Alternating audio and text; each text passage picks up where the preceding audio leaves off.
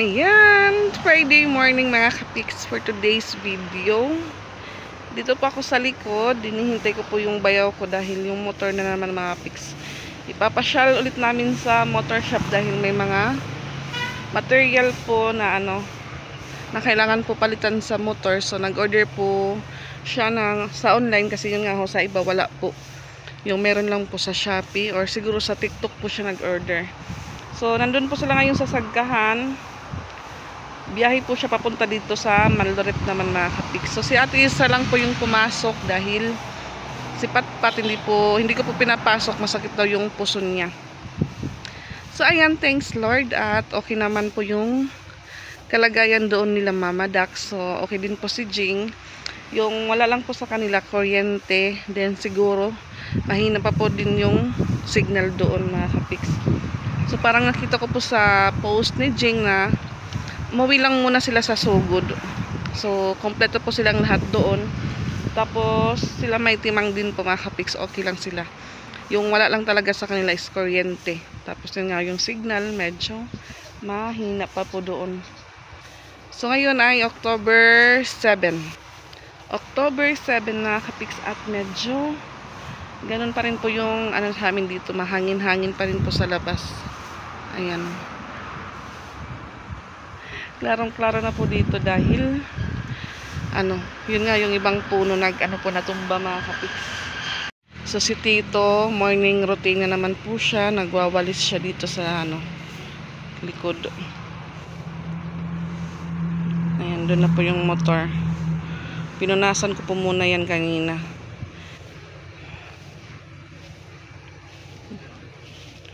Ayan, hindi pa po pinotol ni Tito yung mga papayang natumba. Ayan, may papasok na namang bagyo mga kapiks, si Bagyong Uwan. Sa Luzon naman po yung niya ngayon, rota. So sana ingat-ingat po tayong lahat mga kapiks at be ready po tayo sa mga taga Luzon.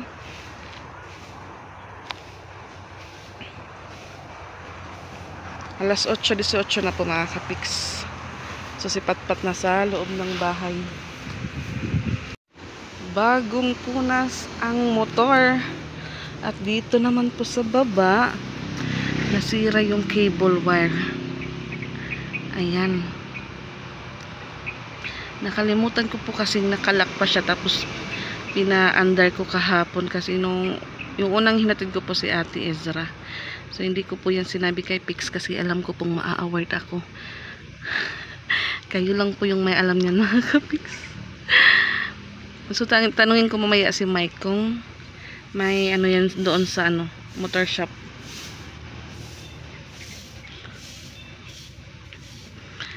Ganyan po yung gulong namin dito kasi maputik po yung daan. Tignan nyo po doon, oh. Kahit po kasi umulan po kagabi mga kapiks.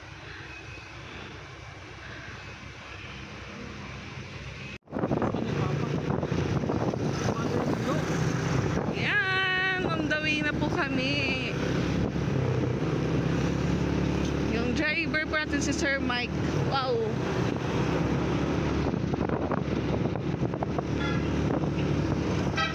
Bidat nga bagyo kay makusog ko, no?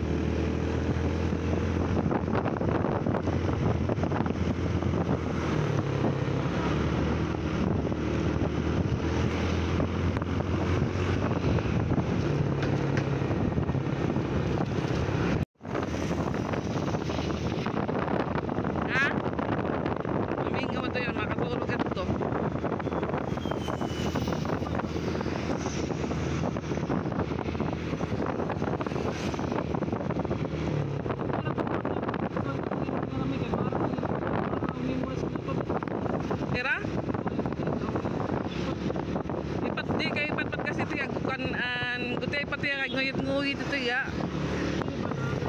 Oh, nakakakuha na pero di rin pagod kompleto ito siguro.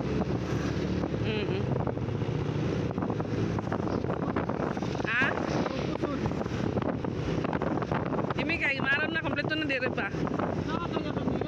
Nguyit-nguyit. Oo.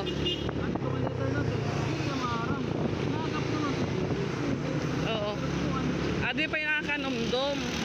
Oo, ano nga letter?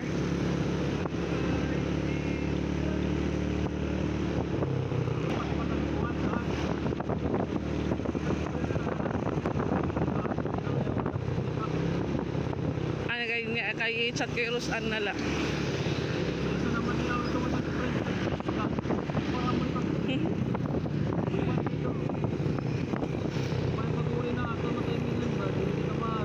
Asaan eh. Ayaw anay Lord pagpadakop.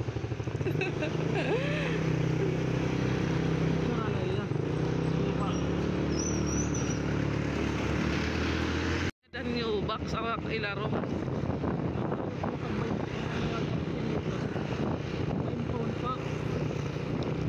Asaan eh.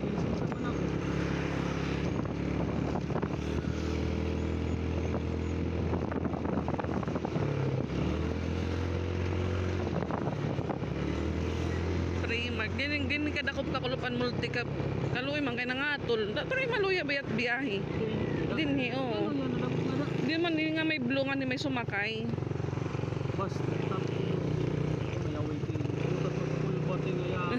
Yan, dito na po kami sa Kaibaan.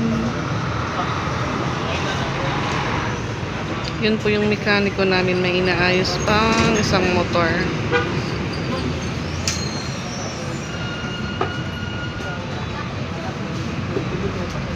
Alas 10:09 na mga kapiks.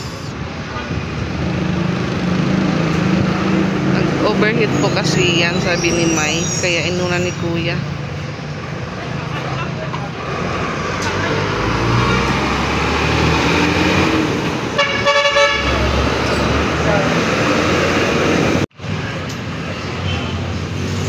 Yan, nilipat na siya ng pesto.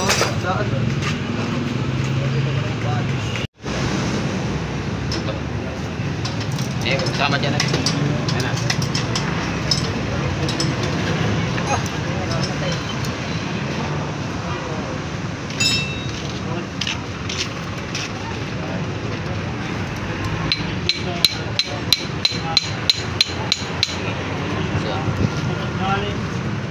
Pick up mo ng kwan.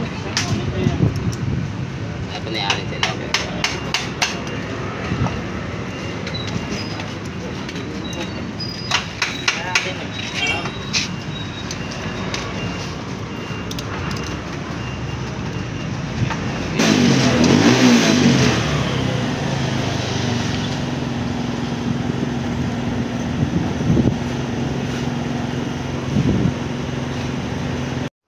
Saturday morning mga kapiks. Ayan, makulimlim at signal number 1 po dito sa Tacloban sa Bagyong Uwan mga kapiks.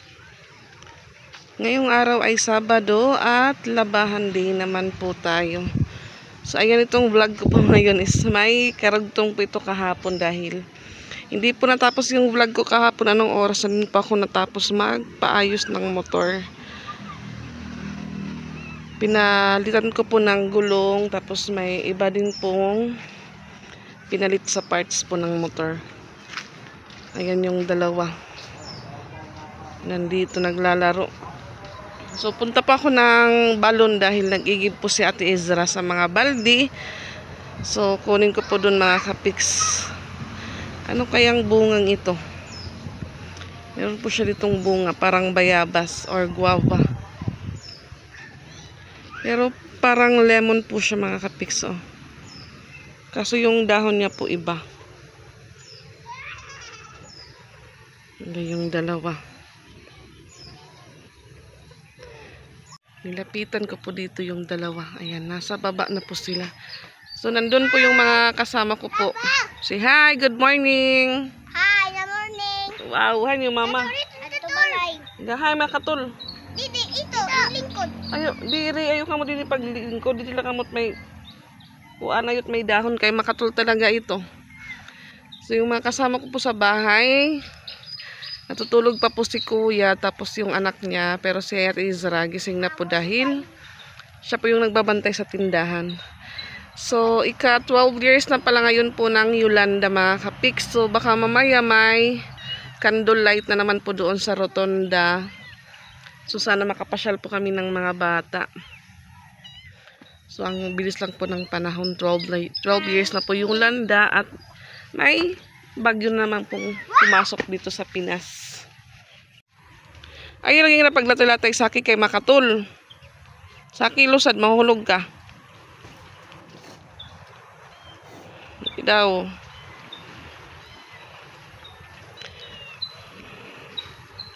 Ang bilis po ng panahon. Ika 12 years na po ng Yolanda.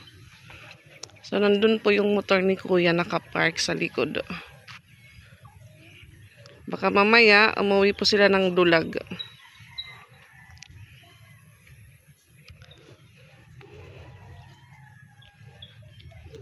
At ngayon, Miss, gugutom na ito din.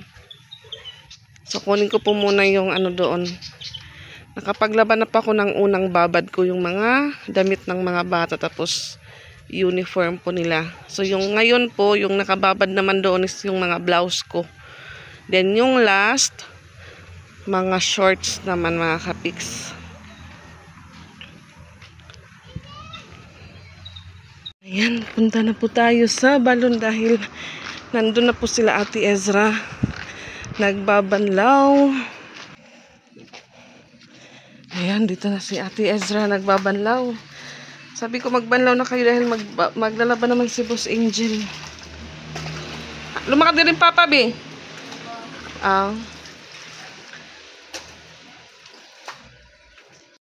Ayan mga kapiks, ako naman po yung nagbanlaw para mabilis dahil si Angel ay maglalaba. So, nagamit ko po yung kanilang batya, yung kanilang planggana. So, sabi ko sa mga bata, kayo na lang yung magdadawni doon sa bahay. Kasi may isang batya din po doon. Nilagyan ko na po yun ng tubig. Pinadagdagan ko na lang sa kanila para matimplahan ng daon mga kapiks. Medyo madami po yung labahan. Yan.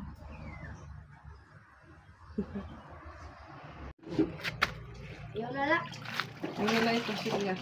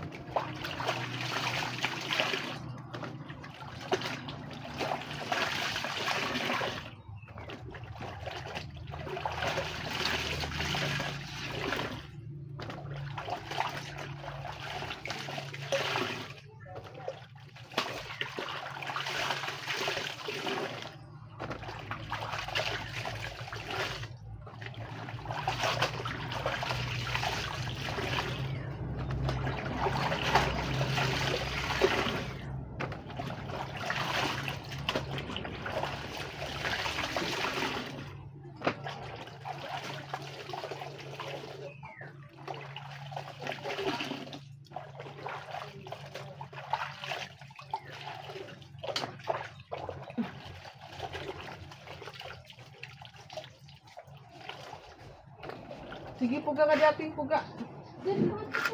Okay na, hindi ko ipupuno kay dadamihan na to.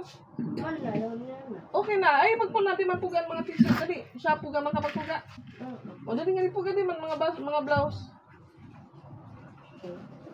Uy, hindi na pagpuga. No, wait, manay ka ba? Uy, pagpuga na ba blouse? O, gino ko naglilibot-libot ka man. Blouse? Bado. Aw. Ay, daw, di ka man maramang mga blouse. Ate, isra ka dati, isra. Buhat kita, buhat.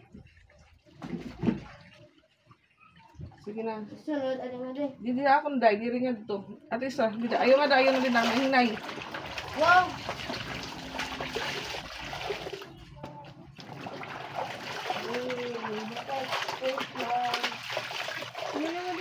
Mga blouse uniform.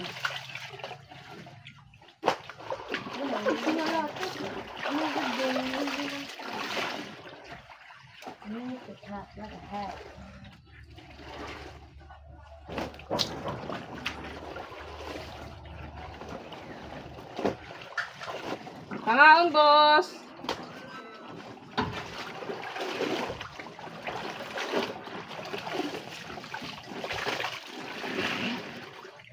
Kinala na siya sa tiyak kamot.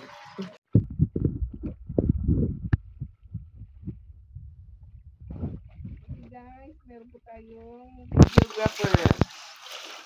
Si Miss Shasha Gubalani, makataw-taw. Ako daw. Lumilipad po yung ating mga damit. Wow! Babasa po tayo guys. Super hyper po yung ating lagay sang banlaw. Wow! Pugang-puga. Piga-piga ng maayos. Wow! Okay, it is enough na. Yung hoy! Puno na naman po yung taas natin ng mga hinanger, mga kapiks. Tatapos din pa akong maglaba. Ayan, baba na po tayo at tayo ay kakain na mga kapiks. Yung mga bata nandito po sa likod. Nagsasayawan sila kahit malakas ang hangin.